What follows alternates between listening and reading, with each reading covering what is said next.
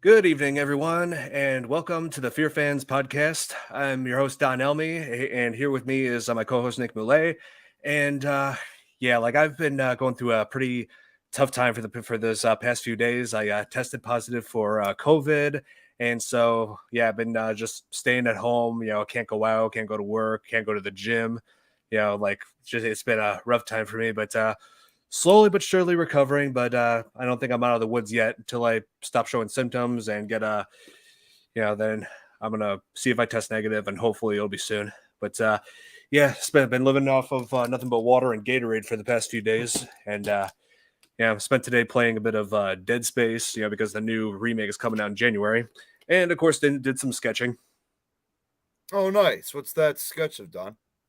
One of the necromorphs from the game. Oh, nice. Yep. What's going on, Jeremy? Yep. Always loved drawing sketching since I was a kid. Still got it. Awesome. So tonight we wanted to cover what I believe is like one of the best werewolf movies ever, and it is An American Werewolf in London. So Nick, when did you first see this film? I remember seeing An American Werewolf in London. It's been a number of years. It's been a number of years since I've seen that movie. But I still recall the first time I saw it. I must have been about 12 or 13 years old. It was when and they still do it. I mean, I saw it on a special horror movie marathon on AMC. So yes, understandably, not only because of my age, but also because of the channel, they did cut out a lot of the good stuff. Although either way, it was their, I think it was part of their funny enough, I think it's called FearFest on AMC. Of course, they still do it today. Yep. But they don't really do it exactly the same way as they used to. I mean, they still show some of the classics, but as far as I know, they haven't really showed An American Werewolf in London for the longest time. But I was about 12 or 13 when I saw it. Yeah, I was about 11 when I saw it, and funny you mentioned, I actually first saw it like on AMC as well. I believe it was during the every year the Halloween, like during October when they show like 2 or 3 weeks of nothing but horror films, and that's how I first experienced American Werewolf in London. And again, like you said, they heavily censored a whole lot of it, especially in terms of the gore, certain blood effects, and also obviously the theater scene. They heavily censored like the movie that was shown in that. Yeah, because that's definitely to this day, you still can't get away with that unless it's on like HBO or something. Yep. Or if you just get the DVD itself. Yep. That's exactly how I did it. Then I switched to Blu-ray. Yep. Yep. Yeah, I mean, obviously watching for the first time was, that was back in the days long before Blu-ray, when everyone was still, depending on DVDs, of course. And of course, Netflix. Oh yeah. And and this was this film was released back in 1981. 81. It was written and directed by John Landis, who before this made two other big hits as far as comedy with Animal House and Blues Brothers.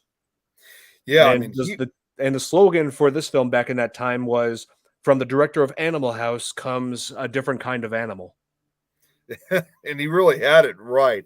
I honestly, now that I think about it, this was probably, even though this movie was a comedy too, it was probably John Landis's first take on, a horror film of any kind. So looks like you got more of your YouTube supporters done. Oh yeah. It's good to see you making podcasts again. Yeah, Santiago. Yeah, thank you for joining us. Like the thing is, I've been, like I said at the beginning, I've been sick with COVID for the past few days. Couldn't go out anywhere. I'm truly, just doing the best I can with it. Not completely out of the woods yet, but I didn't want to let anybody down by delaying the podcast for another week. So I feel like, I'm feeling slightly better, so the show must go on. Right. Yeah. Pickle Tom, good to see you. Oh, Tom, great to see you. Oh, here's Robert White from Australia. Good to see you. A different animal that does not play the drums. Yeah. I hope you feel better soon. Yeah, thanks, Brad. I'm Still, yeah, well on my way there, but not completely out of the woods yet. But yeah, I'm a fighter. I'm gonna beat this. Looks like Jeremy's in the same boat as me. He hasn't seen it in a long time either. Oh yeah, yeah. Oh, hey, Tom. Good to see you. Our Tom McNicholas. Sorry you were sick. Thank you, Tom. Yeah, I know. It's this caught me off guard as well. You know, like I thought it was just allergies again because it would have been like the fourth time it's happened with the weather fluctuations. You know, it's been ridiculous. Pickle Don. Hey, that's.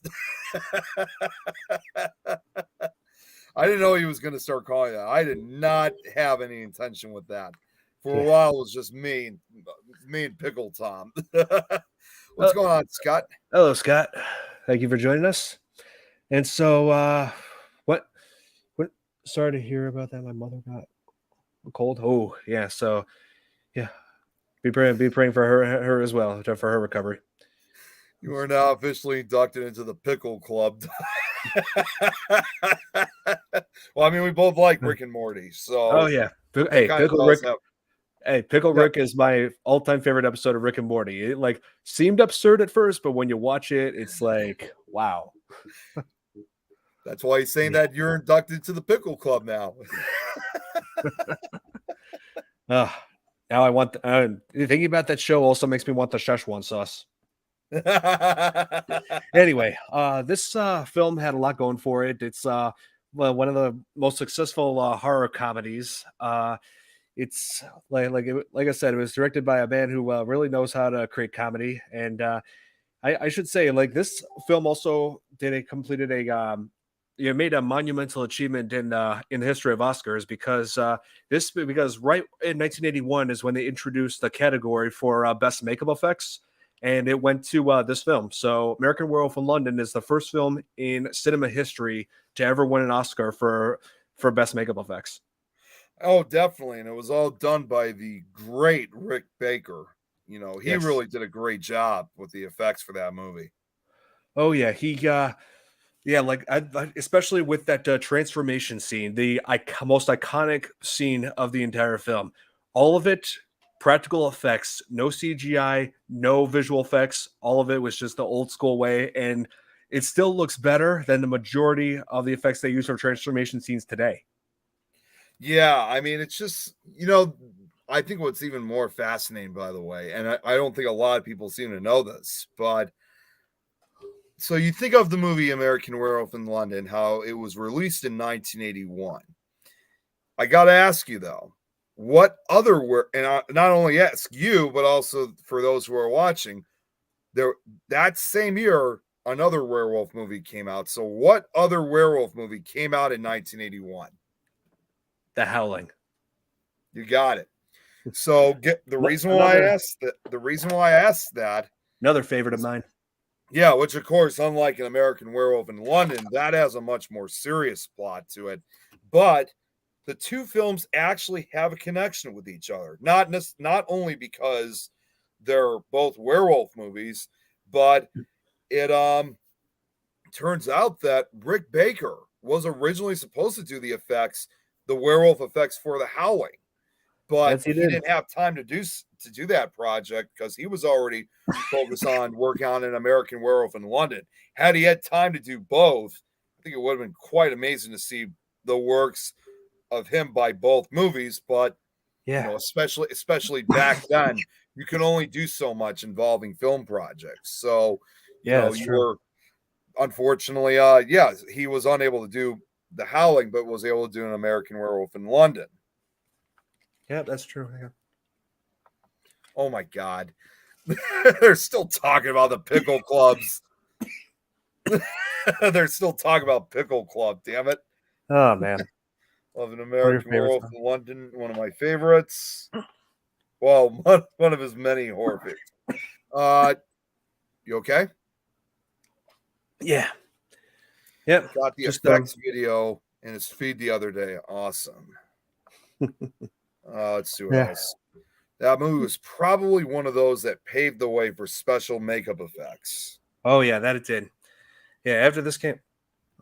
Oh, he's talking about when I asked about what other movie came out. Sorry, Tom. The scene I remember. I got to get something real quick. I'll be right back. Okay. Yeah, I'm keeping up with the comments. I'm just trying to keep up anyway with them. Okay, see. So now the scene from Jeremy, the scene I remember most from the movie is where the werewolf is walking down the streets of London, causing everyone to go into a panic. Oh yes, that's the Piccadilly Circus scene near the end. You know what? There's something else I remember from that scene again. I don't think most people know this, but did you know like the part where when that occurs, it's either I think it's a trolley or something, and someone falls out, as the werewolf is like wreaking havoc. Yep, The that happened. person that's fallen out, you first think that's a stuntman, right? Well, it Right. turns out that's actually director John Landis making a cameo appearance, Yes, he like did. falling out of the window. Yeah, it wasn't actually a trolley. He was actually hit. There was a car that was swerving out of the way of the It was a werewolf, double decker and bus. he was hit by that car and thrown into the window of a store. But yeah, you were right. He does make a cameo in that scene. Yeah, Um, that's oh, hey Billy, how's it it going? Thank you seems for like joining John us. Landis was kind of like being a stuntman for that scene. Yeah, That that's, was either yo, way, I didn't know that was him. Don, my friend, what's up? And not much, just still trying to go strong, despite having COVID. Just but hey, I'll beat it. Yeah, but let's see. Billy Mount says the movie's transformation scene is the best scene in terms of special effect. Yep, absolutely right. Because I was just telling Nick that Rick Baker's work in this is what really made the film what it is. Yeah, like that scene alone, no CGI, no visual effects, all of it is practical, and made it look more realistic than most werewolf transformation movies that we have today. Yeah, I mean I think it should be agreed, obviously, that the last true good like special effects involving transformation. I mean, when they made an American Werewolf in London, I don't think honestly, I don't think we really at that time. I don't think we really had seen anything like that since probably the original Wolfman movie from the 1940s. And yes, obviously, that was more of like just like transitions from frame by frame. But this, and so yeah, we've seen it before, but this was like really one of the first to like show like an actual real good transformation sequence without having those, you know, fade in on those transition effects, just going instead of going frame by frame, you're actually just filming it right as it's happening. Yeah, that's true, and I like how this also introduced the whole concept of how transformation like causes intense pain. Like as the body just sizes into a wolf, kind of like the wolf's physical form. Like when like changing the bones, changing like the muscle structure and everything, just Right. Yeah. transforming into this beast. And the way they did all that with practical effects is just absolutely stunning. It's stunning, it's funny, and like you said, it even sounds kind of painful. Like you could tell it like as the for the character that it looks like he's really in a lot of pain as this is happening to him. Yeah, David Naughton definitely pulled that off. Hey, what's up, Nikki? Oh, Jeez, Don, we got quite a couple of people from Australia watching. ah, oh, Nikki. Yeah, never been to Hello from Australia, but I hear it's nice. hello down under. Yeah, we're just looking at my all-time favorite werewolf film, and so Hurting your feelings. Has it occurred to you that it might be unsettling to see you arise from the grave to visit me? David, you're in my feelings. Yeah, they're Yep. David and Todd. They're Yes, marking lines. and this is another example of how Rick Baker's makeup effects really made this film the great werewolf film it is. Oh, hang on. I just realized too. I shouldn't even I should have realized this last year. That last year was also the 40th anniversary of that movie. So, let's see. Got to watch out for the kangaroos. and also the funnel web spiders and the box jellyfish. All kinds of dangerous animals there. Yep. and Robert also points out, and the drop bears. And don't forget too, like anything else, everything is big down in Australia. So, that it is. Shark, spider, cat, now wolf. I think it's referring to like, I don't know if he's referring to something from Australia or if he's referring to like different movies. Yep. Oh, she responding to my comment or yours? It could be anything. Either one. Either one. But yeah, yeah. But as I was saying, Nick, yeah, well, the Rick Baker like did amazing effects, not just for the transformation scene, but also the scenes that where David's friend Jack was coming back as like an undead kind of a ghost to warn David that he's a werewolf, and it just showed like what Jack looked like after being attacked by the werewolf. The claw, the flesh ripped off of him. Yeah. He actually looked like he had just came back from a vicious attack. And now you gotta be okay. Yeah, and it's just a few cough attacks. They come and go. Yeah, it's part of the whole. It's one of my symptoms. Don't worry, I got drink I got Gatorade with me, so I'll be okay. Jeremy, actually, okay, I understand what Jeremy was talking about. He said, there's a trend in the show. It is spider, Jaws is shark, Pet Cemetery is cat. Now we got the wolf. I've just realized, oh my God, I know what he's talking about. and I love Robert's response. He's saying, next might be Hitchcock's The Birds. we're going to do a lot of animals here. I was thinking of that, but not at this time though. I was thinking of saving that for around Thanksgiving because turkeys. I will say this: I would want to do if I'm making a podcast episode like focusing around Thanksgiving time. I would rather focus on the birds over. You know what I'm going with this, right, Nick? Yeah, Thanksgiving. No way. Lions and tigers and bears. So that movie was so ridiculous. Nick can transfer himself into a werewolf just by flipping his hair over his face. Oh man.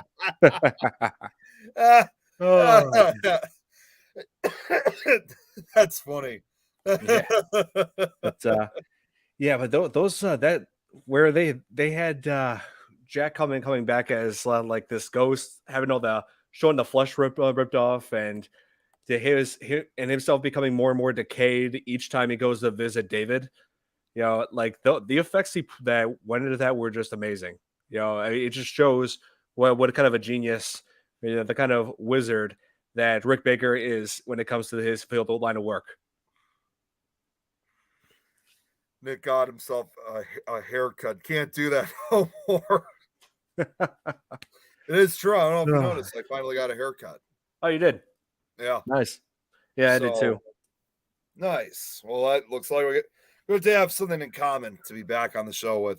But yeah, I mean, it's just like, you always wonder for yourself, like, how does somebody basically, especially for like a special effects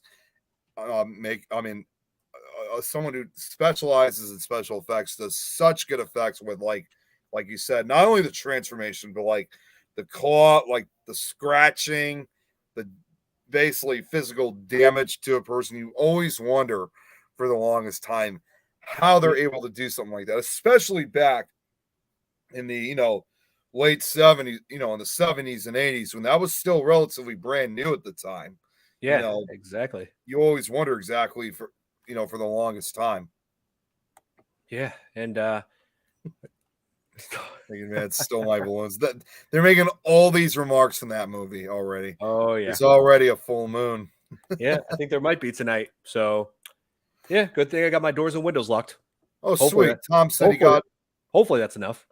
Sweet. Tom said he got our room booked for SilCon, which in case anybody wants to know really quickly, SilCon, it's another Paracon that's happening out in Mattoon, Illinois, practically central Illinois. That's only about 3.5 hours away from us. It's going to be September 9th to 10th. However, Tom and I are only going to be able to come out for one day, which is going to be on Saturday, September 10th. So for anyone that lives nearby, if you guys are looking for another Paracon to go to, SilCon is a lot of fun. It's free admission, and haven't really figured out who the full guest list is going to be, but I know, of course, we're going to have a couple awesome guests with us, so that'll be a lot of fun.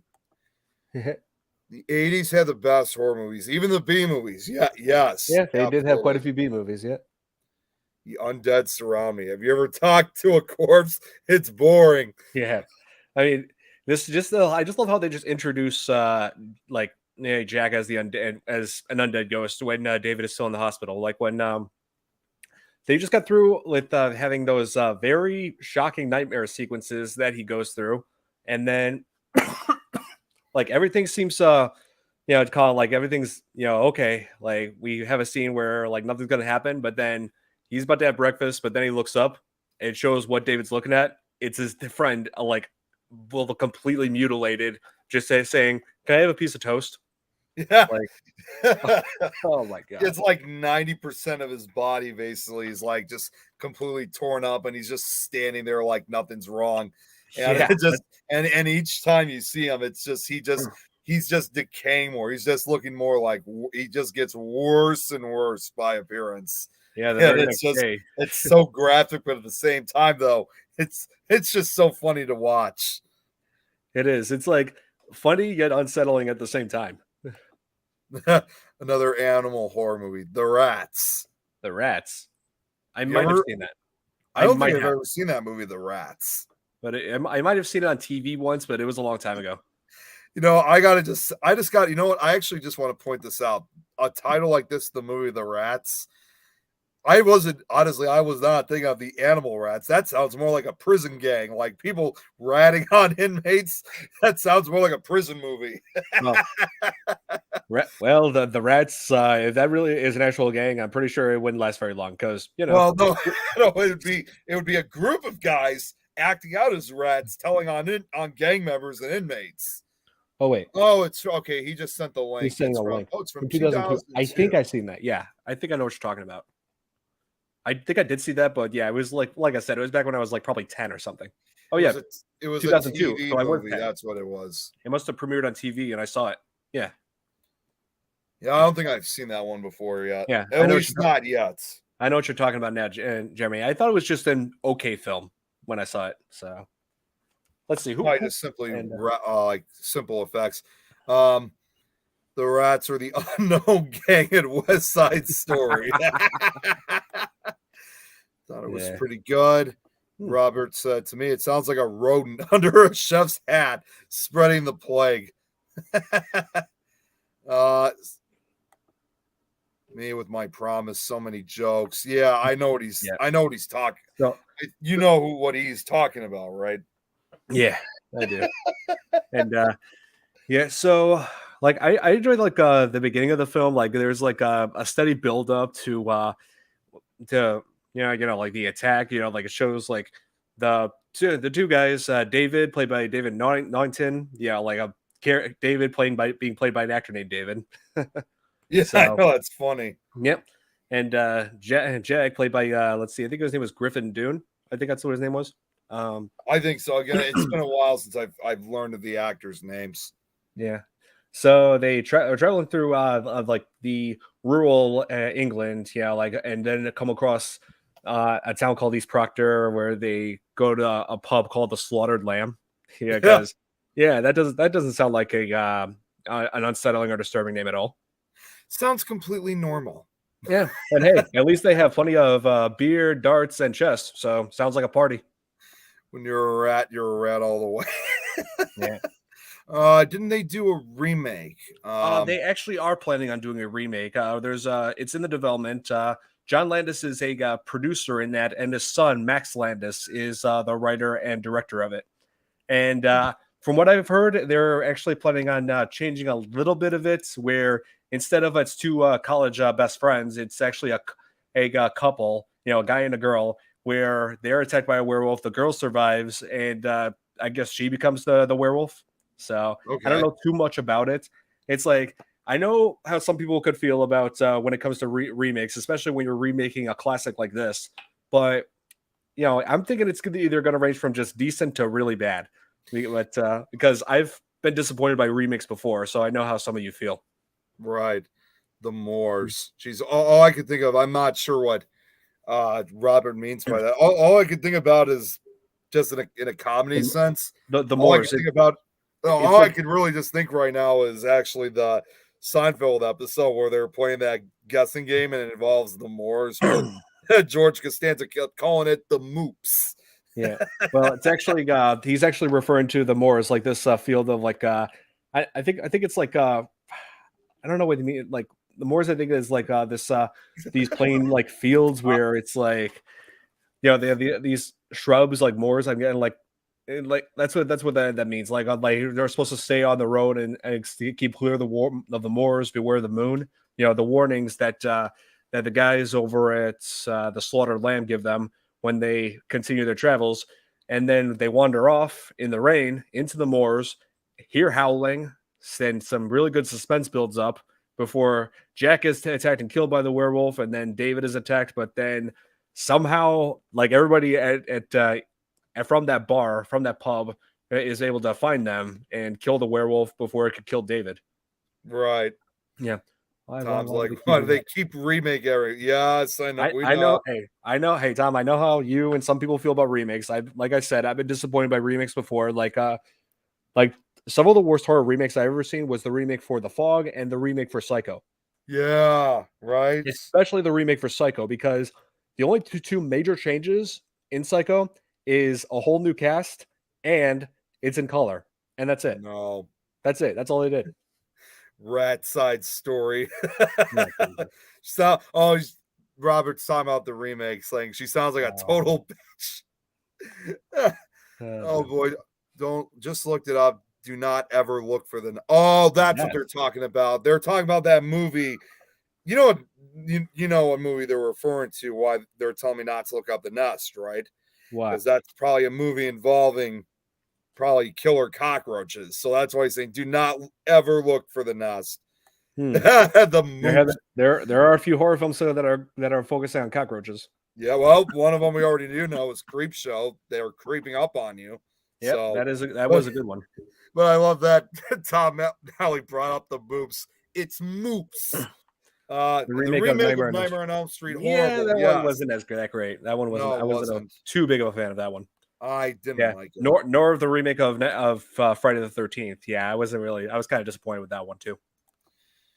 What about American Werewolf in Paris? Oh yeah, Okay. I was going to mention that. That is a sequel to this, released in 1997, and it focuses on three American boys who are traveling to Paris. Start off by their goal of bungee jumping off of the Eiffel Tower.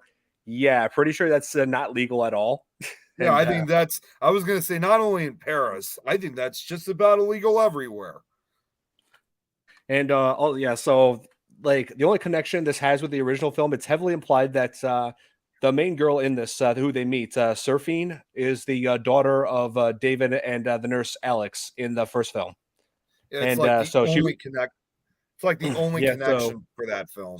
yeah, so she's born with the werewolf curse, and so like then they get mixed up with this gang of werewolves that she's associated with, who set up these underground parties and for Americans. It's a big ruse, so they could use that to trap them and kill them.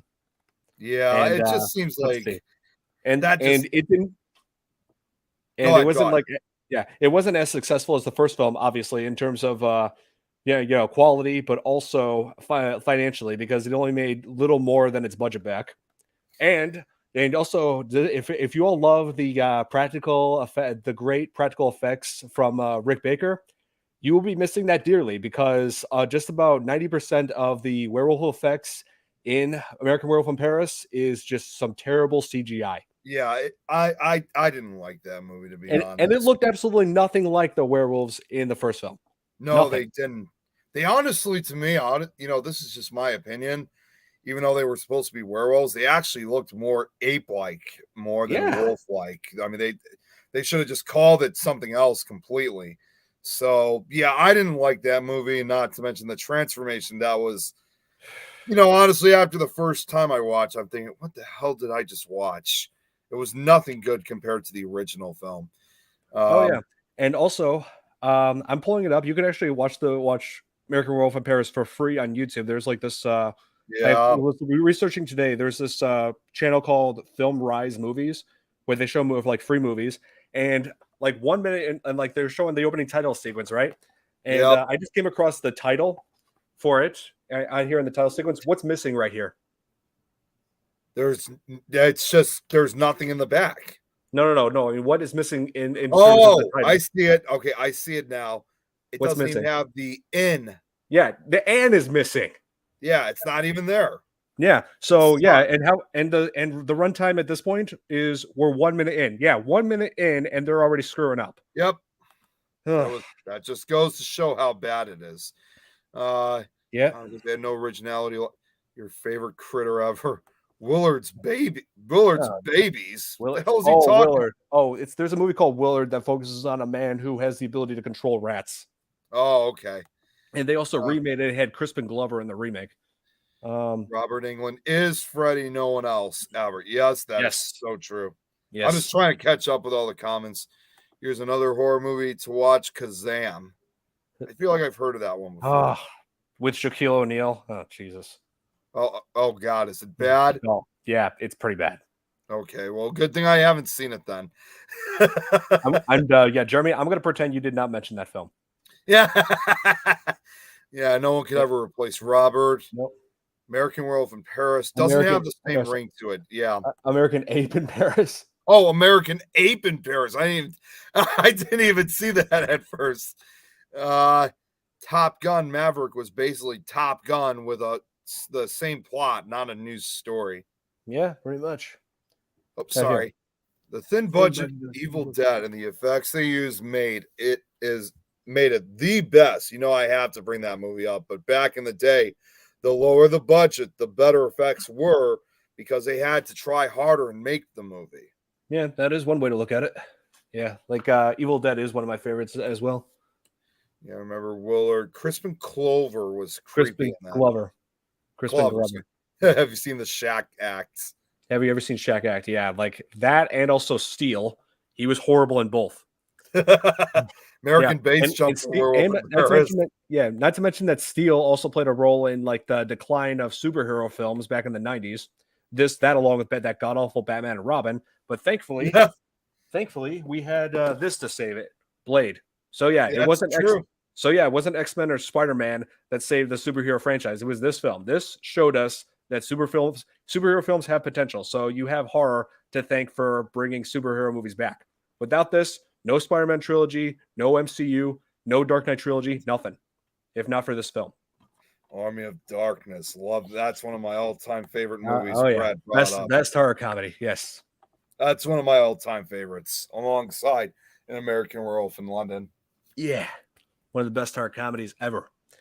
Yeah, one day we're gonna have to cover the Evil Dead franchise on this. Oh, definitely. You know Tom Nally will have to be part of that because he loves Evil Dead. Yeah, Tom, when we go over Evil Dead, we're gonna bring you on this. Yeah. So wanted to get back to this. Like when David like wakes up at the hospital, you could just there are like some scenes like the nightmare sequences that he has, which clearly demonstrate like his decline in mental stability, you know, his descent into like madness after being a survivor of a vicious attack. Right. Yeah, especially like probably the most bizarre yet brutal scene of the entire film was the dream sequence where it seems like David is like having like a flashback of just simpler times before he went off to London, where he's back at home with his family. There's like he has parents and his two younger siblings. They have like some Jewish decor here and there, which tells you about his religious background. But then there's a knock on the door. His dad answers, and it's a bunch of mutant, not guys in like Nazi outfits who end up shooting the place, setting it on fire. Just completely brutal. It's insane. It's just like it kind of doesn't make a lot of sense, but at the same time, though, it's like a really crazy scene. And I like how they displayed him in different type of monsters. Because like the first one, was kind of like a bald guy and had like this kind of like this look on his face. And then the second one almost looked more like it was like almost like a melted like version of a werewolf. And then the third one basically was just a werewolf itself. It was almost like as if they were werewolf type creatures, like depicting like different stages. Yeah, I think there might have been a fourth one too, but they were all like different stages of like either decaying or transformation. But that was kind of smart that they were all the same creatures, but they all had different appearances. Yeah, Rick Baker played one of those mutant Nazis. Yep. Yeah, it was him. And I guess like everybody seems to has a very hard time with understanding the whole purpose of that dream sequence. I think it's like their way of showing that David's like starting to lose grip on his sanity, like his like mental, basically his mental status just starting to break down more and more. So Right. And yeah. Jeremy, I was just about to share this. I was going to let you know, Don, that Greg has canceled the show for tonight, so we can go on for however long we'd like. Okay, So cool. now we don't have any, the time's no longer limited. So I was just about to tell him, Jeremy, you beat me to it. Tom here says he got to interview two of the original three women from the first movie, as he mentioned before. Oh, wow. Check that out. Wow, nice. 2 of the 3 women. Yeah, there were a few women in that film, including in the first movie, like there was Jenny Agutter, I believe her name is. Yeah. Yeah, like she, and if that name sounds familiar to some of you fans of Child's Play movies, she actually did play Joanne, Andy's foster mom in Child's Play 2. Right. Which was about, I think it was 9 years after this film. Yeah, that was 1989. So, you meant? Oh wait, here she meant the Evil Dead. The Evil Dead movie. Yeah. Like, okay, because I was about to say, as far as I was concerned, there was just one main girl. Say, there really wasn't many women. There were just a few. There was a few, but like as far as main characters go, it was just the one you mentioned. Yeah. Mm-hmm. The one in the gas mask said to me that the werewolf virus may have been airborne at one stage. I don't know if he's still referring to the Nazi mutants sequence. Yeah. And like the whole Nazi mutant sequence, I think they figured Nazi because it was briefly mentioned in the film that David was Jewish, and so it's like he survived a attack by a monster, so now he's having a nightmare sequence where his family is attacked by the monsters from a dark chapter in the Jewish history. The real monsters, basically, which were Nazis. Yeah, I mean, and you know what? It actually kind of makes you think too. I mean, even though they're monsters in the film, that still actually sends out that message that the scariest and most horrific creature out there is the humans, and especially when they go after and attack and kill other people for various reasons. So that's almost sends that message that the monsters are really the people that have done horrible things. Oh yes, yeah, that's exactly what we live in fear of each and every day. Betsy Baker and Teresa Tilley. That's who he interviewed. Yeah, from Evil Dead. Evil Dead, yeah.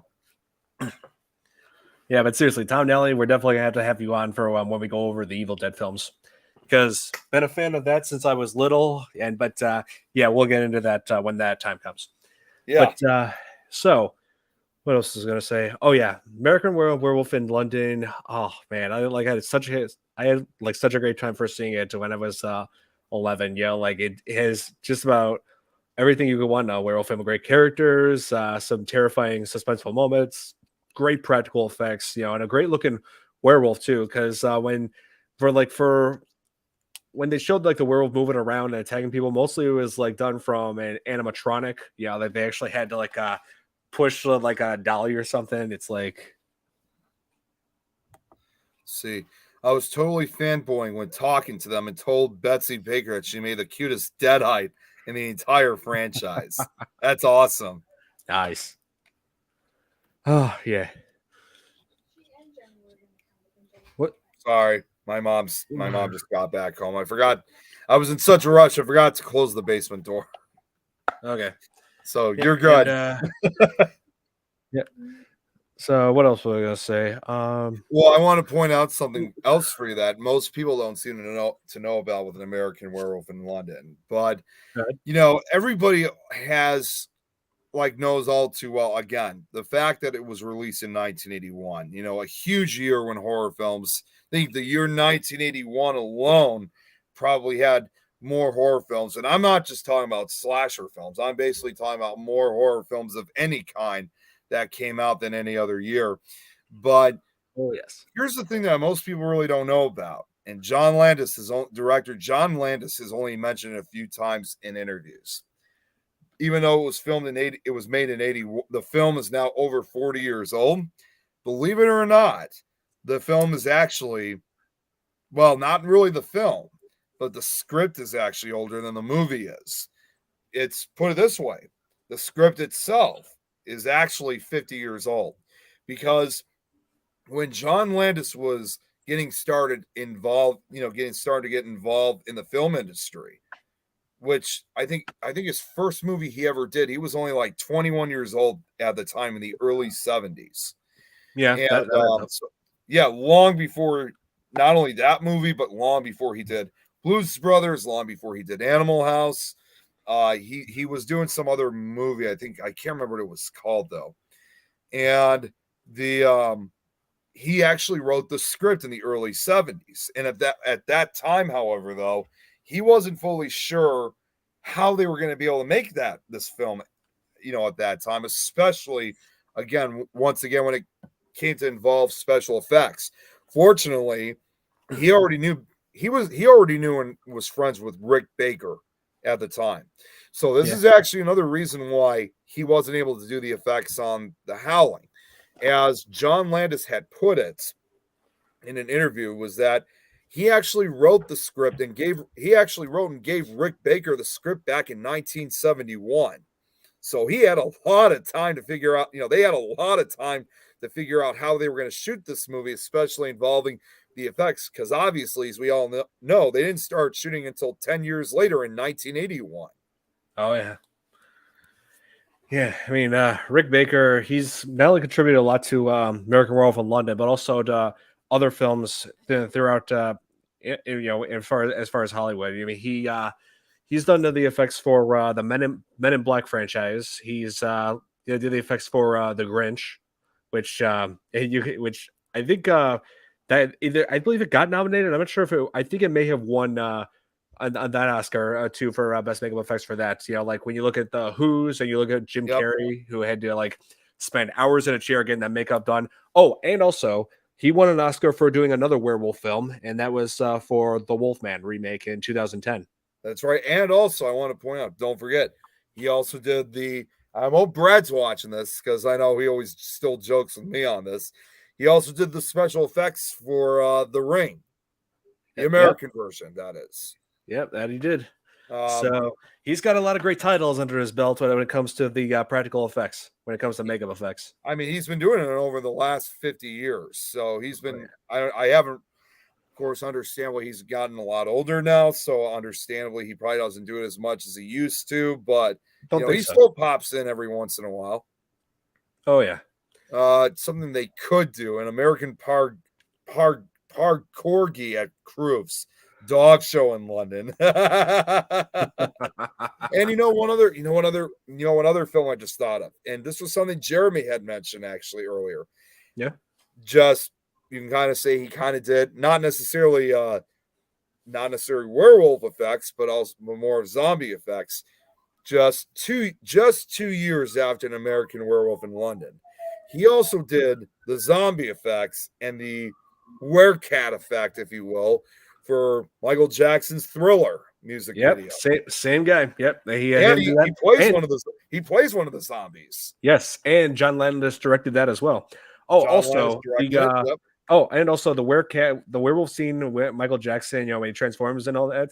He actually makes the same sounds as the werewolf in American Werewolf in London. Yeah, right. That's what I didn't realize that until years later. I'm like, wait a second, these are the same effects, because obviously I saw Thriller first when I was younger, and then when I saw An American Werewolf in London, I didn't even think about it at the time because it had been so many years. Because again, this was at a time before we could really watch like a lot of videos, obviously on YouTube. So it was still relatively new. And then when I came back and watched it again, thinking, yeah, it's the same stuff. But I've always referred to like the Michael Jackson transformation more like I thought it looked more like a cat than a werewolf. It looked more like a werecat in my opinion. Yeah. I mean, so when Michael Jackson, that's like Thriller's like my favorite Michael Jackson song, my favorite music video. So, and in order to pull off something horror themed, and Michael Jackson definitely, he made the right call bringing in, some serious experts as far as horror, with some of the people who pulled off American Werewolf in London. It's funny how you think also a thriller, even though that more focuses on on zombies, of course. Mm-hmm. You would have expected that would have been something that would have actually been more look like it would have more been likely to be directed by George A. Romero, because we all know him for basically being the godfather of zombies. But Yeah. and then I don't think he was ever involved. I don't think they ever offered it to him. But either way, the fact, even though it wasn't directed by George A. Romero, but directed by John Landis, who was a friend of Romero's, it's Right. still classic the way how they put that whole thing together. Oh yeah, definitely. I believe Jim Henson did the puppet work on American Werewolf in London. Yes, he's referring to the nightmare sequence when David was with his family. His two younger siblings were watching the Muppets, and I believe Jim Henson was involved in that, and so was Frank Oz, who did all kinds of voices for characters on Sesame Street and Muppets, and he wasn't just involved because of just that alone. There was one scene where the first scene where David is awakened in the hospital and is introduced to Dr. Hirsch, his the man who's in charge of the hospital, and he's also introduced with a man from the embassy, Mr. Collins, I believe his name was. He was played by Frank Oz. Oh, really? Yep. See, I don't know how excuse me. I don't know how I missed that. I really don't. So that's kind of a surprise for me. Oh yeah, Frank Oz. He does a lot more than Muppets, and he's more involved with horror than some people realize. I mean, he directed. I believe he was the director of one of my favorite horror musical, Little Shop of Horrors. Frank Oz. You seek Frank Oz. Yep, we seek the great and powerful Frank Oz. It really does. It really does make a lot of sense, though, like how they were basically involved with it. Because, you see anything from that era, like, the kids watching Muppets, you would have to think, okay, there's some involvement with Jim Henson and Frank Oz here, and, with that. So I didn't think about that at the time, though. And that had to been, as far as I know, if you think about it, and correct me if I'm wrong, might have been one of their few movies that they did that was, involving an R-rated movie, because usually they were more involved for the, family audience. Yeah, they were for the most part, but then Jim Henson's son Brian Henson in recent years released the Happy Time Murders, which was focusing on which had Muppets in it, but it was not for kids at all. Nope, it's not. I did a reaction video around the time when that film was announced to the trailer for it, and I was just shocked beyond words that I was like, this is what Brian Henson has done to his father's legacy. Good job. Oh, yeah. Just had to create a murder mystery for adults involving Muppets. Jesus, it's just crazy how some people, like how the sons of like some of these well-known people in the film industry, have to like destroy that by doing something, just basically making something completely messed up. Well, it's not always the case. I mean, Ghostbusters Afterlife, right? I mean, that's different. His son, the original director, his son pulled off Ghostbusters Afterlife, and it turned out great. So, yeah. So that's not always the case. The children don't always. They don't always destroy their predecessors, their parents' work. Right. So, yeah. Let's see. And of course, American Werewolf in Paris, I did experience also on AMC. They showed both those films. I think it was like a double feature. They showed that back to back. Yeah. I'm just gonna say, hey, I'm just gonna say, I'm sorry. It's like, hey, you love the first film.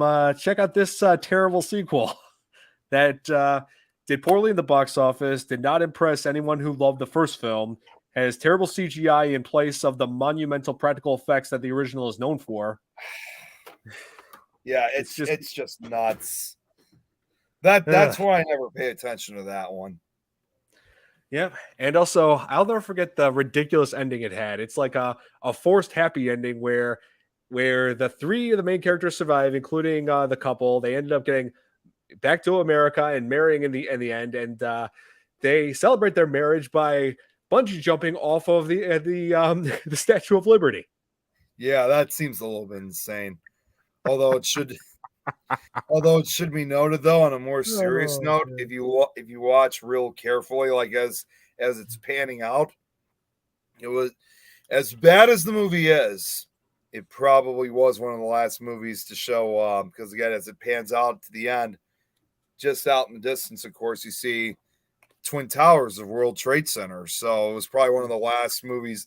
This was probably one of the last movies to have the World Trade Center briefly featured in the background. Obviously a few years before the 9/11 attacks. So that was, of course, back then, no one thought something like that would ever happen. But that was probably the only part that like actually thought, oh, you're like, oh yeah, look, Twin Towers are still there. Yeah. So Well, there was one. I remember back in 2001 when they were doing I think it was the first teaser trailer for Spider-Man, which was released in 2002, but Sam Raimi directed. right. It showed like the two towers in that. Like they had that commercial screen for a little while, but then after 9/11 happened, they pulled that one. Right. Yeah. Yeah. Well, this was So basically like, in other words, one of the last pre 9/11 films that occurred. Because again, even though it's very brief, you see it out in the distance. mhm. Yeah. Like Excuse me, I don't know where this is coming from. I'm feeling fine. So wait, just are you this getting? week. Are you getting from me? Am I somehow transmitting No, it from here to you? no, it's not that. It was just my throat clogging up. I'm fine though. Yeah. Oh yes, and Tom brings up another example. The Twin Towers were also in the beginning of The Sopranos and for most of the show's life. That's right. Yep. Nick has cyber. Nick Oh has God, cyber COVID. Oh God. Nick, I am so sorry. Upload your best antivirus program so that way, because Let's this must see. be a computer virus. At least you can get that solved with antivirus. The antivirus. Pretty sure that's just in that terrible Resident Evil movies. I feel iffy about covering those in this, but I definitely want to cover the games at some point. Yeah. The games Definitely. you have to. Oh yeah. And McAfee COVID. oh Jesus. He's talking about the antivirus of McAfee. Yeah, I remember. Yeah, I used to have that back on an old PC that we did back in the day. What was I going to say before? Yeah, and I do like it's like I feel like the romance in this it feels like a little forced and iffy, but it's like it was meant to like be like a comical spur of the moment kind of a thing, and like when David was let off out of the hospital and has nowhere to go in London, so he stays with Alex and they have a relationship. But I still buy that over the relationship in the second film. Yeah, that one was just ridiculous. yeah, That one was without a just shadow ridiculous. of a doubt. Yeah, I mean, and yeah, Jenny, I got her did a great job like with her role as Alex. She played a great female lead in that. There's no doubt. Mal COVID bites. Oh my God. Jesus. Hey, come on, have some sensitivity here. There's a man with COVID present. Tommy always jokes around all the time. Hey, you know what? Let's just be honest. Tom's just probably drunk. I don't say Pickle Tom is probably just drunk on the other end of the line, because you know how he sometimes gets drunk. and here he even says, "You still love me."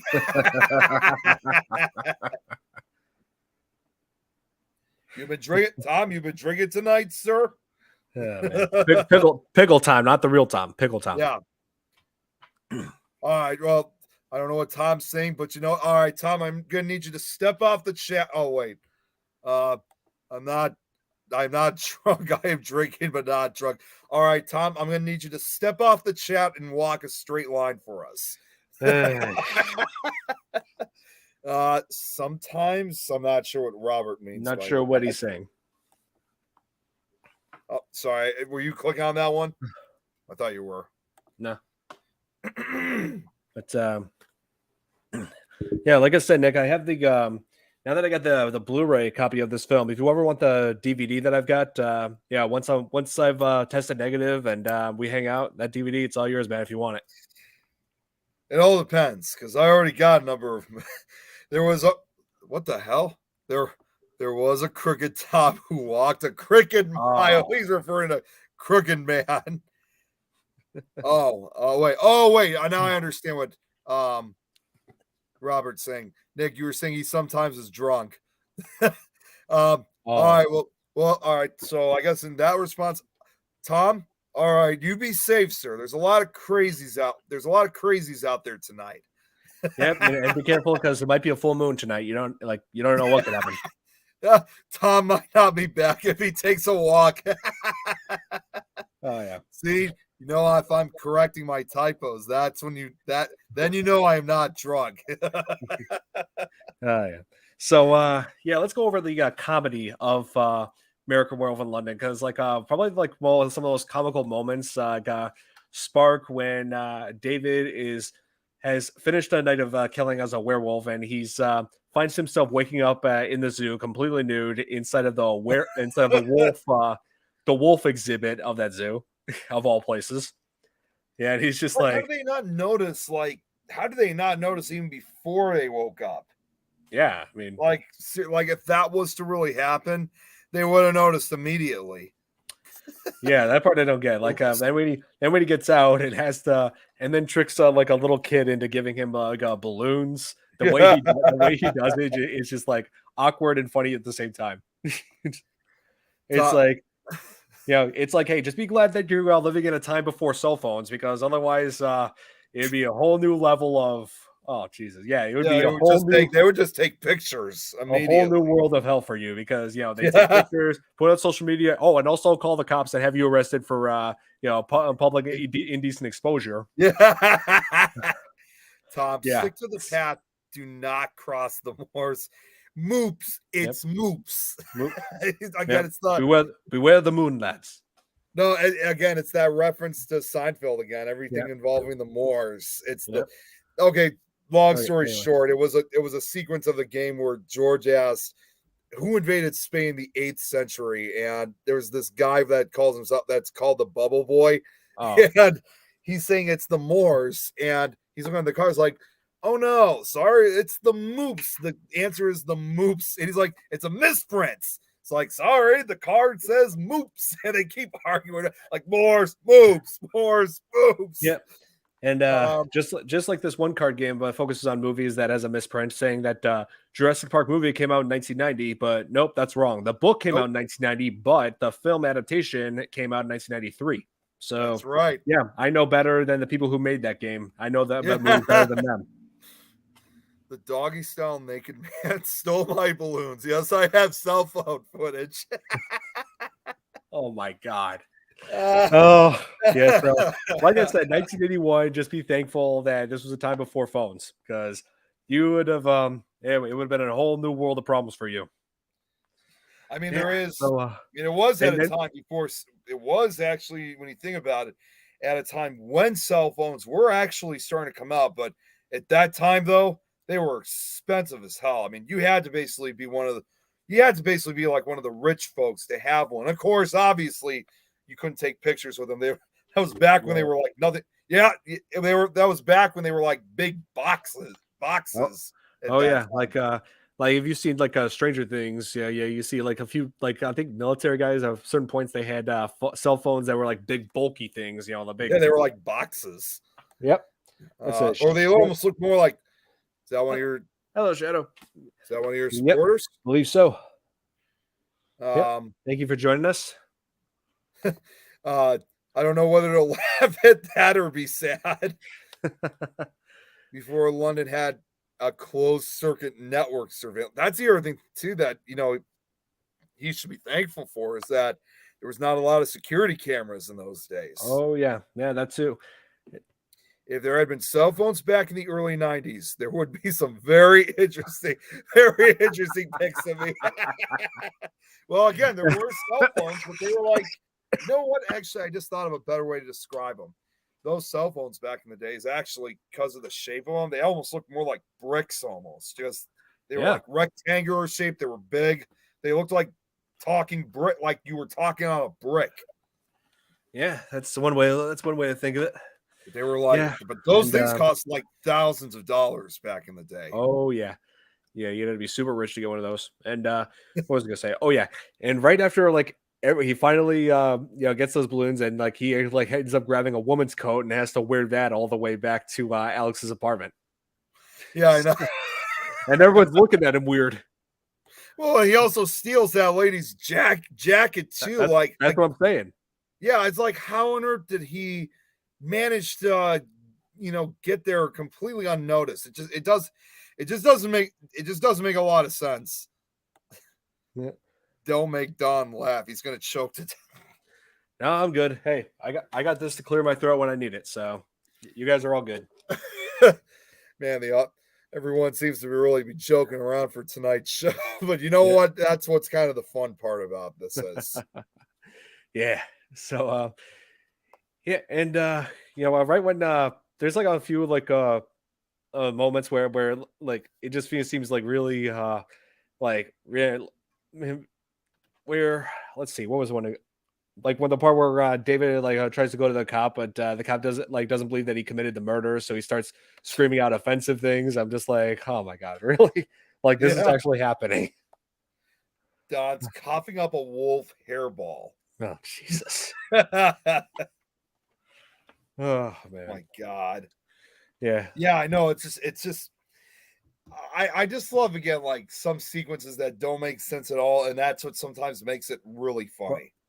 Yeah, it's like what he's going for. It doesn't work. That's what makes it like like funny, like comical. Like that's what they were going for with this, like to make this like they're throwing some awkward humor, throwing some. Yeah, really, it just makes the movie all the more memorable. And and then there's to be that flexible. And then there's the scene where he is visited by Jack for a third time. This time Jack is like all skeletal on the face, like really decayed, and like leads him into an adult movie theater. It's like is having a chat with him along with his victims from the night before, while a pornographic film is playing in the back, like right there. I'm just like, oh my god. I hate to say that was during the popularity of that. I'm not going to say too much about that. That's all I'm going to say. Yeah, when I first saw that, I mean, obviously I was a kid at the time. I saw the censored version of it, but I was going to say, thank goodness AMC blocked all that out. Yeah, I saw like the censored version of this, but I essentially like knew this was something that was, not a theater was showing something that was not for kids, and I'm thinking, did movie theaters really show that kind of stuff back in the 80s? I'm like thinking 70s and 80s, early 80s especially. I'm just thinking, man, times were strange before my time. Yeah. It was different. It was different back then. Yeah. But you know what? At the same time, though, like I said, it was not even just that. It was a lot of different movies genres that were so popular back in the day. So, that's just how it was, how movies were, that's just how they showed their popularity. So, it was what it was. Oh yeah. And I was kind of disappointed like with David's second transformation. It just showed like briefly like him like panicking or like saying like the for the theater attendee, I'm guessing, like to yelling at him to run, but then it shows like nails coming out, and the next shot you see of David like he's like halfway through the transformation, and that's it. Like, well, if you think about it too, I mean, understandably, I could see why they didn't show it as much as they did with the first transformation sequence, because as great as it was probably at the same time very difficult to really shoot that entire sequence a second time in a row. Well, yeah. That's like the conclusion I kind of draw from that. I was thinking maybe they just didn't have the budget to create another one of those. That's what I was wondering. I'm sure it was, in my opinion, I think it might have been due to time constraints as well as budgeting. Oh yeah, it could be that as well. But yeah, right when when they discover there's a werewolf in there, they try to barricade everything up, and then literally all hell breaks loose when that wall comes down. Well, if you think about it too, there's actually another. Actually, I just thought of this too. We already saw obviously how the transformation had occurred. What's the point of also showing it all over again when we already know then at that point what's going to happen? So that might be another reason why they didn't make it a full transformation sequence once again, unless if they were going to try to make it different. But as far as I know, I have not heard of anything if they were going to make it a different type of transformation, but still have, the same results in the end. So, but I think the idea was probably that, we already had the idea of how he was going to transform. Yeah.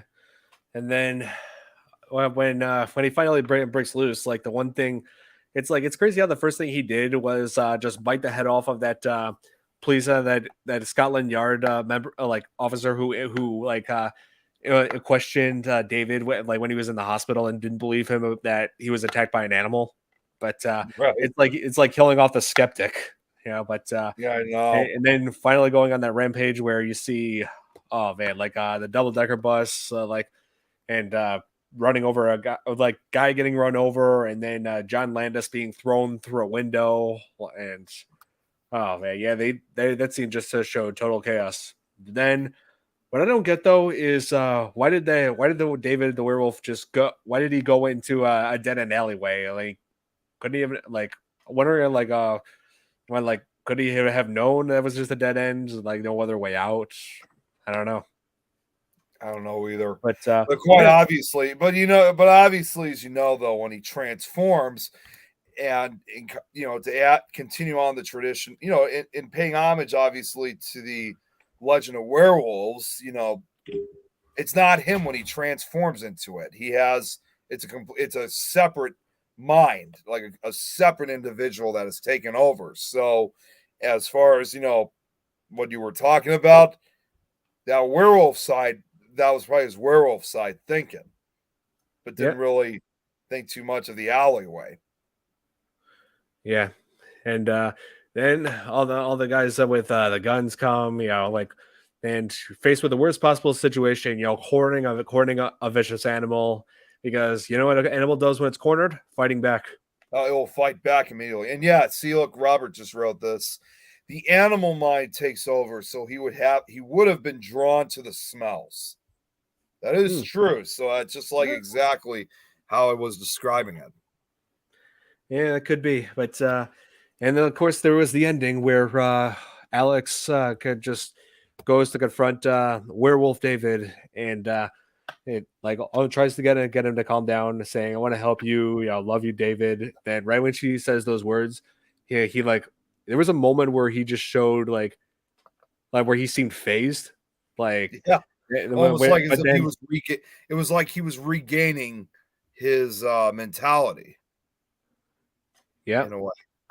Yeah, it's like he just seemed to phase him for just a second, but then goes to attack. Then they shoot him dead, and the movie ends with his corpse, his bullet riddled corpse, just laying in the alleyway, and then it fades into music. And I'm just like, wow, man, it's like the kind of ending that just leaves you stunned. Yeah, like whoa, exactly. You wonder how they. This is what we were actually already talking about this time. Do you wonder how they find clothes when they turn back? Seeing a naked man may be more noticeable running through London. Yeah, we were just covering that a few minutes ago, like in. Or what's up with that? Another subscriber of yours? Jill, yeah, I believe so. Yeah, we're dead. Yep, and cuts to some techno music. Yeah, the technical version of Blue Moon. Yeah, like they played so many different versions of Blue Moon in that film. Did you notice that? Yeah, but I think you get the idea why, obviously. Yeah, obvious reason.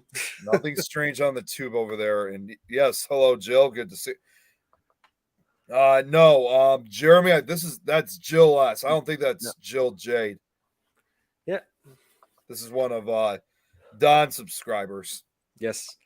And so yeah, the movie has a very, like I said, very stunning ending. Like where they just show his bullet-filled corpse. Yeah, like that's the end of it. But then then the second film, like where American Werewolf in Paris, where we're introduced to Surfing, who's supposed to be like the daughter of David and Alex. And I don't know. They briefly have a scene where Alex is like, she's supposed to be like a dead, like recently when went at the Oh, start of the it's film. same Jill. Okay, sorry. Okay, it is me. Same Jill. Oh, it Okay, is. so it Oh, is Jill J. I'm sorry. yeah. Sorry, Jill. Cause of Uh, death, lead poisoning. What? lead poison. Yep. And what I think is pretty dumb in American Werewolf in Paris, what I was about to mention, I forgot to say this before. There was a concept where Surfing's stepfather was like working on like a cure for the wolf for her werewolf curse. For they treated it like it was a disease, where it was supposed to like a cure, but it kind of had the reverse effect. It caused instant transformation, and so then the gang of werewolves that she is like enemies with gets a hold of that and is able to transform themselves at will. Yeah, that just didn't really seem to do a lot of Yeah, explanation for it. yeah. Tisk. You really need to learn your Jills. Yes, we do. We most certainly do. No, he's telling that on me. Yeah. You're good. Yeah. I mean, I do have a few. I kind of got mixed up with that as well. I do have a couple of subscribers named Jill. Yeah. So, yeah. Like, did you see American Werewolf in Paris, Nick? I'm guessing you did, like years ago, right? Unfortunately, yes. And I kind of regret it. The first time I saw it actually was back when I was in high school. And that was I felt like I was wasting my time on it, to be honest with you. Yeah. Wait. Oh, Jill just watched American Werewolf in London today. Yeah, we were just talking about the first that transformation scene earlier on. Like, oh man, that was hands down the most iconic moment of the entire film. Like where it showed Rick Baker's skill with at its best when it comes to makeup effects. And oh wow, he really brought that scene to life. He really did. Yeah, I mean that's just an unforgettable moment for, like, without a shadow of a doubt. Oh yeah, no doubt. And Nick, I should mention like when I did research on this film years ago, when I was like in high school, I did come across. I can't believe they did this. There was this one film that I came across at a Blockbuster once when I was in high school. Back when those existed, where it was a film called A Mexican Werewolf in Texas. What? Yeah, Oh wait, no. Let me take that back. I but, did hear about that. Yeah, but it's not what you think. Like I thought it was just I'm going to be sure it's another not. like a terrible straight to video like ripoff or sequel or something or other. But it turns out it's not even a werewolf in that film. It's a chupacabra. I was just about to say, isn't it supposed to be a chupacabra in that movie? Yeah, Mex- yeah. It's not. Mexican It's werewolf in like Texas. okay. Whoever came up with this, you do realize that werewolves and chupacabras are two completely different things, right? Yeah, I mean, yes, there's some descriptions about the chupacabra having kind of like a wolf or a dog-like appearance to it, but aside from that, they are two separate entities completely. Yeah, Yep. see, So, even Jeremy says, "Oh boy, couldn't they have come up with a better title?" yeah, that's probably the reason why they can't have that title is because they think, oh, this sounds like American Wolf in London. I think I'll check this out. But yeah, then didn't fool me because I picked up the box. I looked at it and I picked up the DVD case, looked at it. I'm just like, yeah, this is definitely gonna be a waste of time. Then I put it back. I'm just thinking, yeah, no, what? I'm putting this back. I'm not watching this crap. Yeah. So yeah, never saw that movie. Never going to. Chupacabra and werewolf. Yeah, Yeah, even just the title of it just sounds nuts. yeah. I mean, I did look up pictures of like what this thing was, and it hardly even looks like a chupacabra or a werewolf. I don't even. It's like I don't know what the hell that thing was. Looked more like a mutant rat, in my opinion. Back to the rats again. Oh, Jesus. Sometimes the title alone makes me not want to watch a movie. Yeah. Sometimes the title alone makes me not want to watch a movie. Yeah, that's how it is with me sometimes. Like when I told you before about Llamageddon. Oh God, Yeah, yeah, yeah. Like I still came. Remember, I told you I came across that on Amazon Prime, and Sam was just like, "Yeah, this looks like trash. I'm not seeing it." yeah. That's just what is with all these stupid like low budget movies that they try to pay homage to like all these classic movies for? I just don't get it. Yeah, nor do I. But yeah, like oh, yeah. I'm just thinking. When I think about all this, it just makes me feel iffy about them remaking an American Werewolf in London, even if the Landis family are involved. I mean, I could already, you know what? I could basically bet almost anything in my life that once the remake comes out, it's definitely going to be the transformation sequence. It's definitely going to be CGI. You know, there's no doubt about it. It's going to be CGI. It's probably going to be worse than what we saw in the Paris one. Um, I just already, I mean, I hope they prove me wrong. But if they don't, I think it's going to be a real disappointment. yeah, but if they play everything right, there is a slight chance they could be at least decent. Not terrible. I mean, there have been some examples of remakes or reboots that actually did follow Yeah, the same kind of formula and actually did end up making something good. right. And there are a few instances where they actually did create a different, whole better version of it. That is true. That is true. Jill says she's famous for watching all the B movie versions too, so she might just peep in just to see what why the heck not. Oh God, Jill, if you watch like something like Mexican Werewolf in Texas, I think you're probably gonna regret it. Yeah, man. I would like to see them at least make one good Chupacabra movie. Yeah, Just really. one. There's a lot of them out there, and they're all bad. Yeah, tons of bad ones. Like the last one time I saw one was I think it was called Indigenous, where college kids go out into the woods of somewhere in South America. I forgot which country it was, but then they come across they come across Chupacabra, and I'm just like, yeah, it was pretty bad, and I'm just like, yep, I give up on Chupacabra movies. That's it. Jeremy's suggesting this for Jill. If you want to watch a really truly terrible movie, I mean terrible, one hell of a Christmas, worst movie I've ever seen. You know that movie? No, no, Oh, probably the reason why I don't know that film. Okay, yeah, like what's probably the worst you film know I now. Yep. No, it's the worst film I've ever seen. What's that?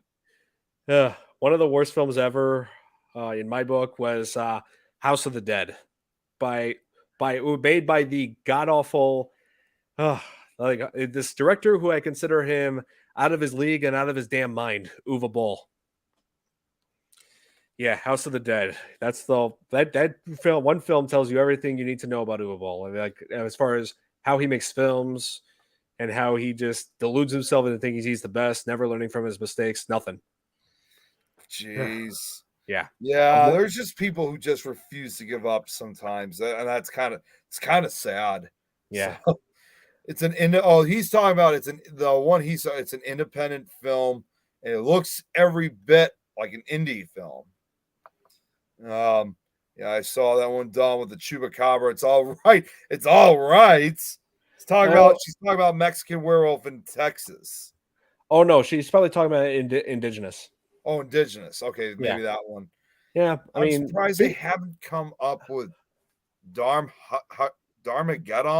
It would be Darmageddon. Darmageddon.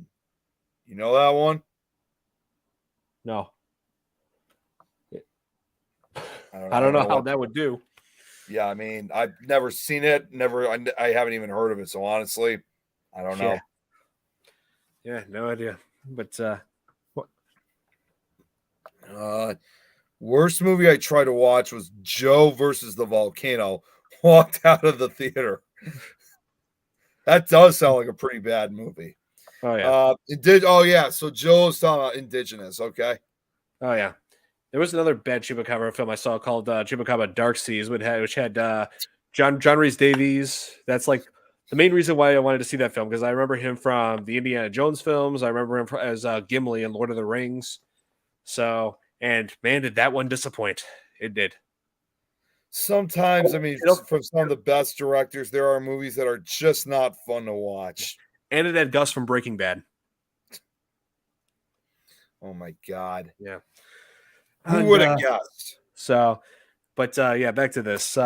Yeah, American Werewolf in London, definitely worth seeing if you love werewolf films. To me, I consider the best werewolf film of all time. You know, it nailed it on the story, characters, practical effects, the terrifying moments.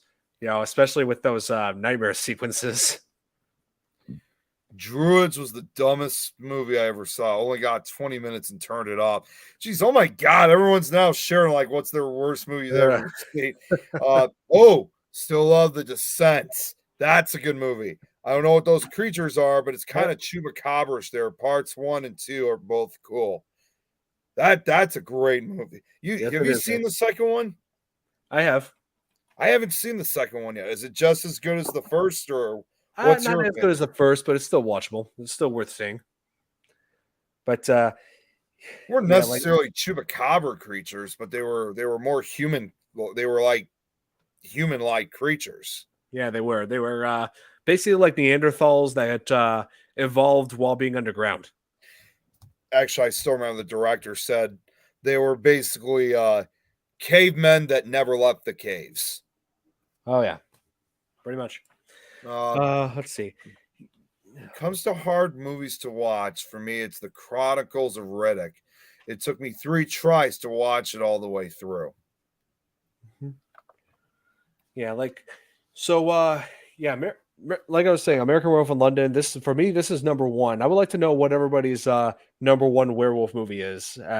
If it's not this one, because yeah, like there are several other good ones out there that I do enjoy as well, such as like I said, The Howling and also Dog Soldiers. That's another Yep, great one. Yeah, yeah, I've there showed you are. that one, Nick. I mean, if you, yeah, I mean, yeah, we've watched that one. I mean, since the release of An American Werewolf in London alongside The Howling, and also almost 40 years prior, the Wolfman from the early 1940s. Over the last almost 80 years now, there have been plenty of werewolf movies. Some of them are really good, some of them are really bad. So, yeah, I have to, makes me wonder too. What everyone else's number one werewolf movie is? Jeremy put down number one werewolf movie. I would probably have to say the original Wolfman. Oh yeah, I think I've got Good that too. choice. Yeah, I got that too. It's under my Universal Monsters collection, and I have it on Blu-ray. Yeah, it's definitely aged well. It's a great film to see. Can you imagine? I just thought of this. Because again, we've been talking several times about the transformation sequences. We're waiting for others to answer the question. Can you imagine what special effects uh, artist Jack Pierce would think if he was still alive and he was able to see, that transformation sequence in American Werewolf in London?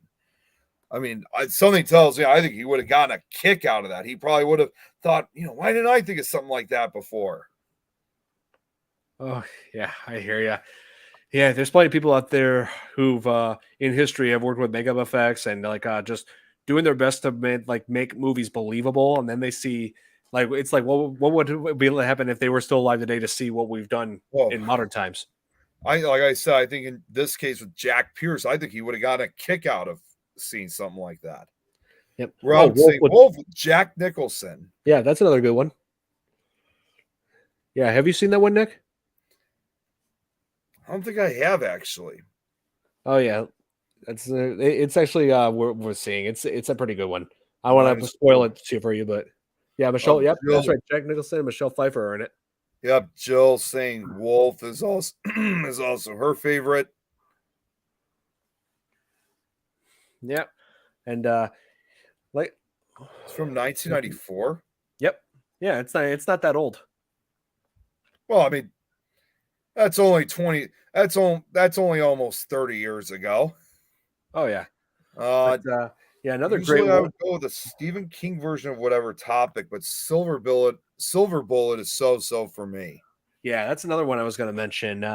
Yeah, Silver Bullet is another fairly good one. And that one just has 80s written all over it because of Corey Haim as a kid, child actor, and Gary Busey.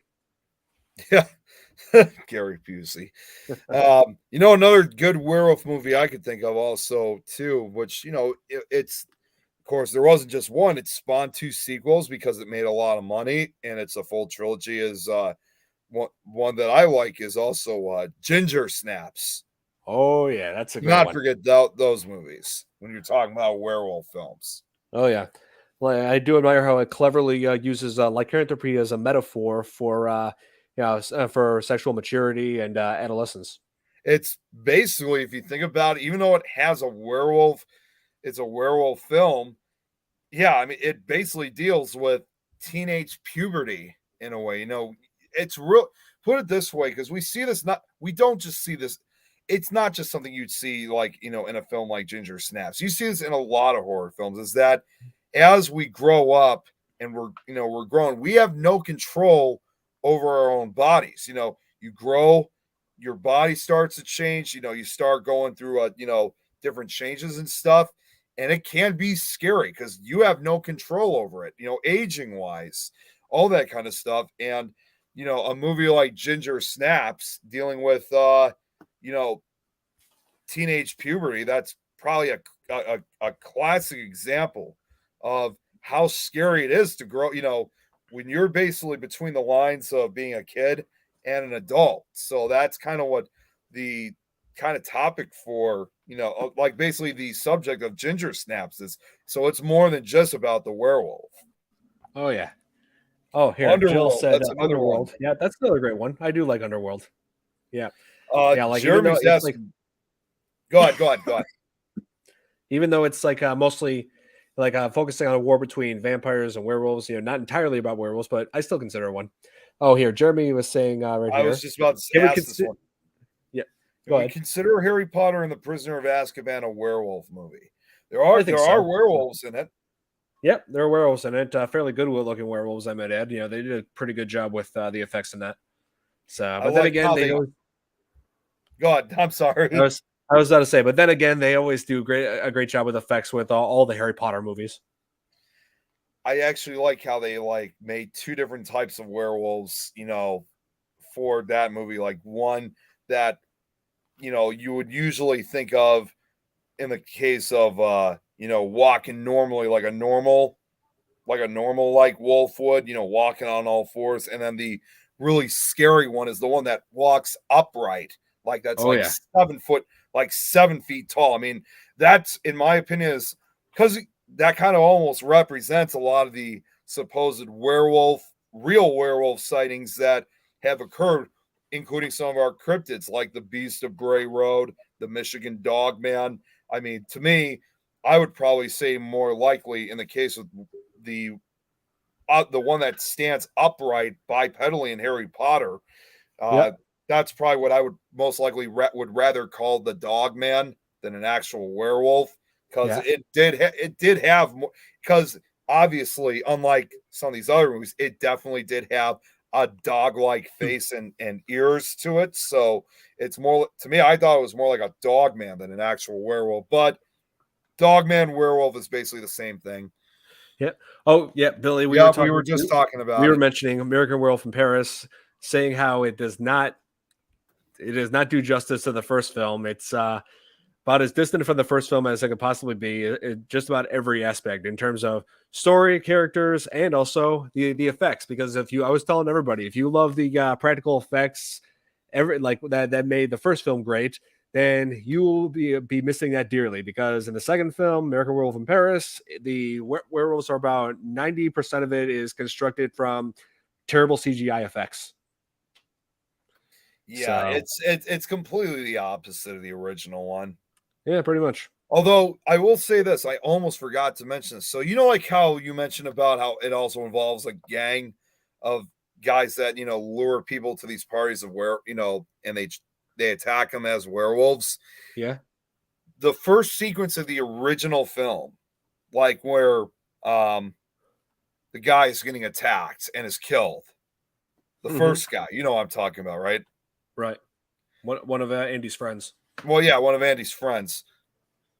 You don't really know exactly who the guy was, the previous guy was who was a werewolf before he was shot and killed by the locals. Yeah. But they're actually suggesting that it is possible that he may have actually been one of those gang members who probably was trying to start another coven out, for London, if you kind of think about it, because you don't really get there's little to no information about who that guy was. But if you kind of compare it with the sequel, you kind of start thinking, well, maybe it's one of those guys. Maybe he was trying to start like another coven or another cult or start another werewolf society. Another chapter of it. Another chapter of it. One for France, another for England. So it's going to be one big werewolf fraternity is what they're trying to do in the second film. It's like they were trying to basically, it was like, if you kind of think about it, it's like they were trying to create a whole society of werewolves or a whole world of werewolves, if you think about it. Yeah.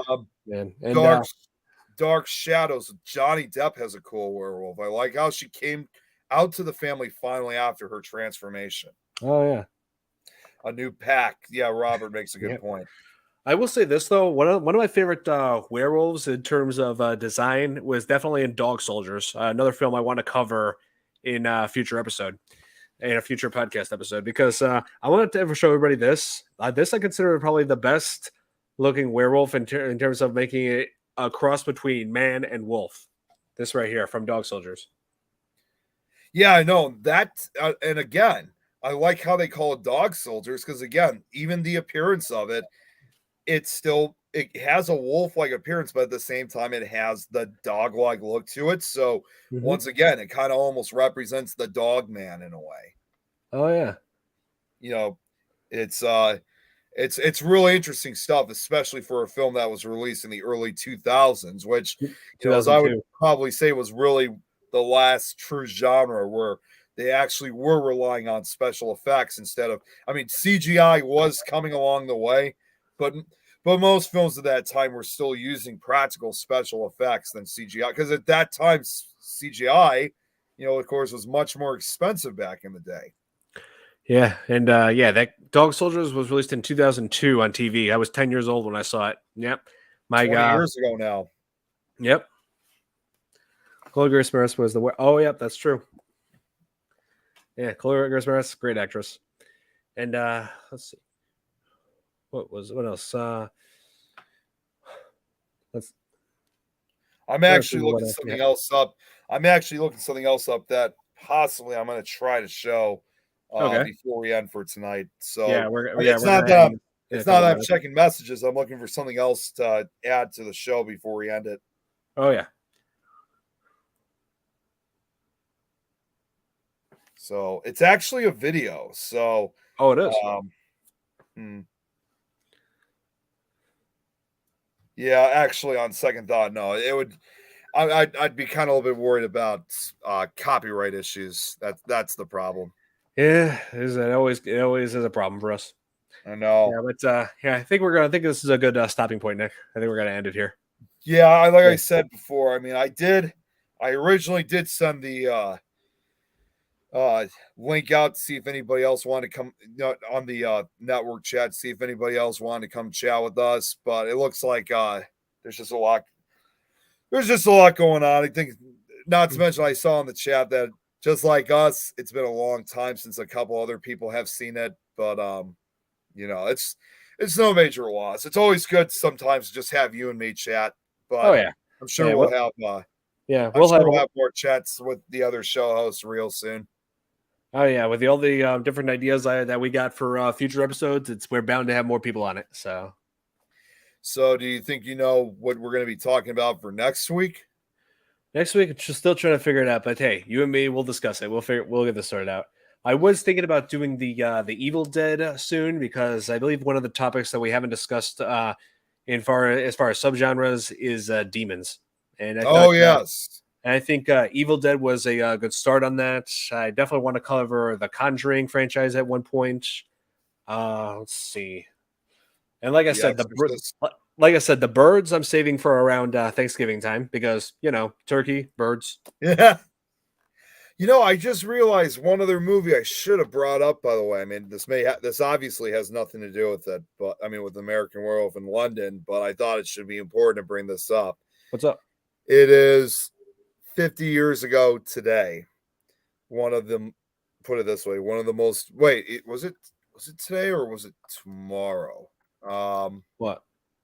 Well, whatever the case is, 50 years ago today or tomorrow was when another friend of John Landis, director Wes Craven, released one of the most violent movies ever made, The Last House on the Left.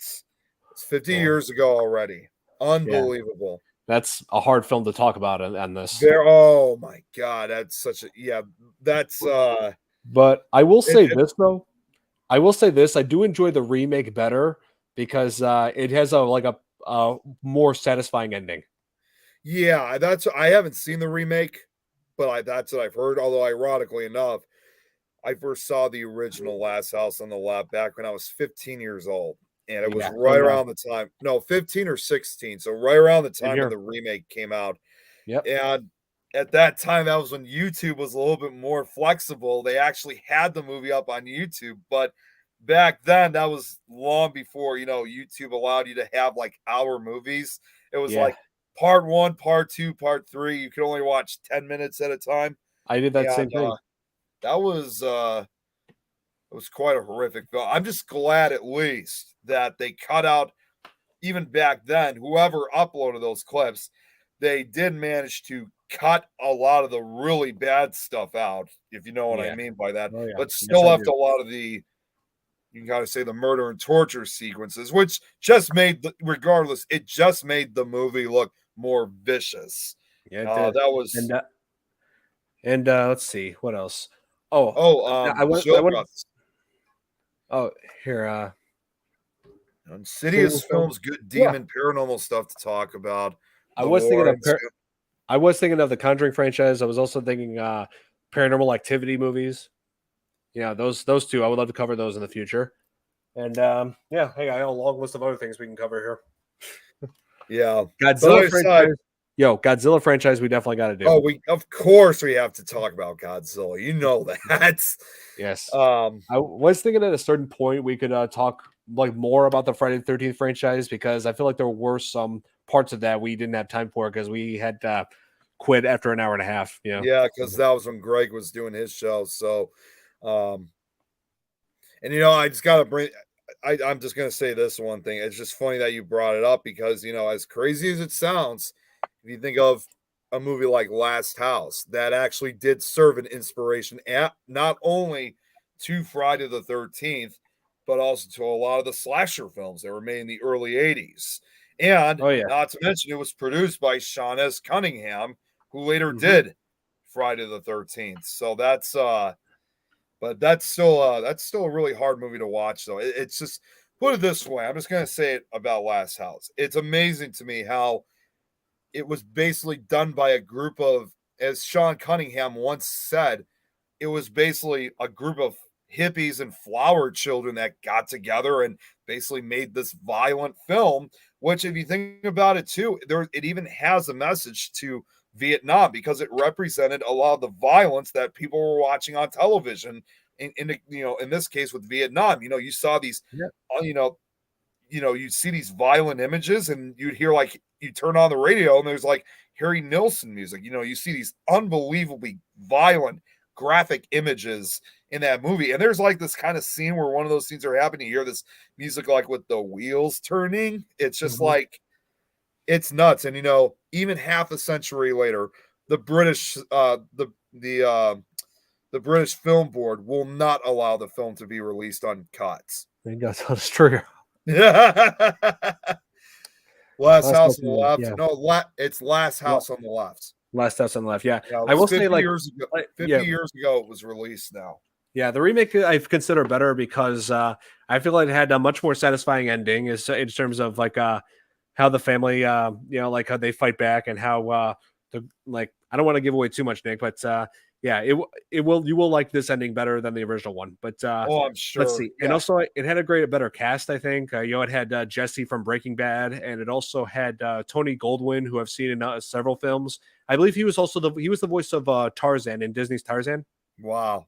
Yeah, See, he it's plays. just funny to think about. It seemed like they had a lot more fun in the remake than the original, because if you talk to people who were in the original, they actually, especially the leading actress, Yeah, they actually really regret being part of that film. In fact, Wes Craven, before he passed away, once said he never really acknowledged the violence of that movie until one of the most graphic scenes. And he actually said he remembered they shot one of those scenes one morning. And when it was all over, they all broke out for lunch. Everybody, of course, was covered with artificial blood. And he remembered that everybody just kind of walked off by themselves and nobody ate. I think they were just yeah. so upset and disturbed. I wouldn't And I eat. even heard that some of the actors were the bad guys in that movie. Seemed like they were not actually really nice people in reality. Like there was one of those guys actually took the actress when they were trying to, do one of the scenes. He's like, let me have her for a second. He took her over a cliff and said, if you don't get this right, I'm going to throw you off this cliff. It was like, holy cow, these people were, it's like you're watching an actual snuff movie. It's nuts. Jesus. I mean, it just makes you think, what would make people, I mean, I get it has a message of like Vietnam and has the inspiration of the slasher film, but Yeah. what kind of people would make such a horrific movie like that? Kind of like the spit. Oh God. Oh no. Spit on your great Another revenge film. That's not even really, I would even call a real horror film. It's a just brutal film. What it is. It's a brutal film. My mom still remembers, even 50 years later. She knew people who saw those movies. They were disgusting. I mean, as far as I know, she said she doesn't think she ran into anyone who said they enjoyed those movies. Yeah, I never even heard about this film, I Spit on Your Grave, until I saw an episode of The Simpsons where Apu brought Lisa up onto the top of the Quickie Mart where it like shows like all this garden and everything. And he said, "This is where I want to get away from the world, or if I want to watch drive-in movies for free." And it showed on their billboard writing, now playing I Spit on Your Grave. And I'm like, oh, what is that? Then I learned about that film, and I'm just like, and they mentioned that in The Simpsons. That's nuts that they brought that up. I'm actually surprised that they made a sequel to that movie, right? Because like how they made the remakes and a remake and two they sequels. made these remakes and they literally made a sequel to the original 1978 film. I'm even more surprised that the actress who was in that movie was still alive, that she replayed her character. And and see what Jeremy just said. He's watched that original movie. That was really, yeah. You know what? There was actually one camera operator. I'm just going to say this. The camera operator who worked in that movie, it was later filmed by somebody else. That first camera operator quit. He couldn't deal with what he was seeing in that movie. It looked so horrific. And never seen that. You probably shouldn't see it. It's not for sensitive viewers. Oh my God, it's horrible. But as I'm just going to say for Last House on the Left in this case, the best other way I could describe it is director Eli Roth once described it in an interview. 50 years later, it was the kind of film that your friends' older brothers or sisters may have seen with their friends at a drive-in. You weren't old enough to see it yourself if you were a kid back then, but you just knew very quickly how notorious this film was. And you really do have, when I saw it, you really do have that message running in your head, because I think a lot of us have seen the trailer. Yeah. That message was running in my head. I just kept trying to tell myself, it's only a movie. It's only a movie. It's only a movie. Except things in that movie happen in real life. Yeah, I know. It's just there's realism to it. Well, again, it revolves around. It has that message of. It does have a message of Vietnam in it, whether people know it or not. Because again, it was representing what people used to see on live television back in the day. Mm-hmm. So it would have, again, these horrific images, and they have all this peaceful music playing in the background. It's just like I don't know. It just seemed awfully surreal. But you know what? As much as I hate to say it, that was just that era. In fact, I've seen images like there. You know what? I'm just going to bring this up really quickly. I've been watching every 4th of July. We watch these. I know it's going to sound unrelated at first, but we watch these 4th of July related Charlie Brown specials. It's called This Is America, Charlie Brown. It represents like different parts of history. Right. And they actually did a segment talking about Vietnam. And this was probably the only time like any of the Peanut specials have ever done this. But they actually showed in between like actual footage of Vietnam, and there's music playing. They're playing the song Where the Flowers Have Gone. Man. Again, that's like a representation of the violence people used to see on television back in the 70s. So again, Last House on the Left is quite that example of what it represents. So as horrific and gruesome it is, there's kind of some facts behind it, but it's definitely not a movie I would watch again, though. That's David has the lead. That and Cannibal Holocaust. That one is worse. No, never again. No. Yeah, never ever again. David Hess, the lead bad guy in Last House on the Left, he was terrifying. Yeah, that movie. So Nick, I think he probably actually scared me more than any monster that I've seen in any movie. It's just I'm just going to tell people right now that unless you're willing to take the risk, do not see this film. It may be the 50th anniversary of it, but 50 years later, it's a horrific film. It's still hard to watch. It's just hard to believe that it was a half a century ago. Yeah, 70s for horror slasher is extreme. Yep, yes, exactly. All right, so Nick, let's. I think we're gonna stop here. Yeah, let's end this before people want to start talking about something else. I just really want to bring that up quickly, just before I forgot. So thanks for letting me bring it up. Yep, hang on. I'm a big fan of you, Elmy. Yeah, thank you so much, Shadow. And definitely tune in for next time we do this podcast next week, next Tuesday at 8:30. We're gonna figure out which topic we're gonna cover next. So be sure to tune in. Glad to have you. Thank you so much for joining us tonight. Yeah, thank you everybody for joining this podcast. Looking forward to seeing you guys next time. And hopefully by then I'll be done with this whole COVID. It's just slowly getting better, but I'm not out of the woods yet. So hopefully you'll feel better done. And also, definitely hang in there. You rest, get lots of rest. And then as far as for me, of course, we got Supernatural Talk this upcoming Thursday. I'm not sure if we're having someone or if it's just going to be open discussion. And then for the 13th, and then for Friday, sorry, I dropped my phone. I'm just getting just seeing who. For Friday, we got who do we have on? Jeremy, if you're on, just give me the reminder because I'm looking through the chat right now. See who we have. So like I said, Supernatural Talk for Thursday night. I'm not sure who we have on, unless it's open discussion. And then, damn it, my phone is not cooperating. I need to get a new phone. I've been telling you for years. Oh yes, thanks, Jeremy. There it goes. Yeah, Diana. We're gonna have Diana May on. Okay, so Supernatural Talk will be open discussion. So not sure what we're going to be talking about, but I'll be back for Thursday and Friday, and just another month or so, Nick Files will be back just in time for October for season 2.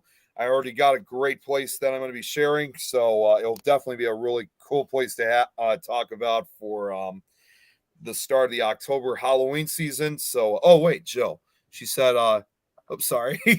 Be back on Facebook Thursday for your show. Awesome. All right. Well, Jill, I'll definitely see you there. So, but that's what we got coming. That's what we got coming up for this week. Awesome. All right. So thank you everybody for joining us. And I'll be seeing you back on here next Tuesday. Have a good night, everybody. Good night, everyone.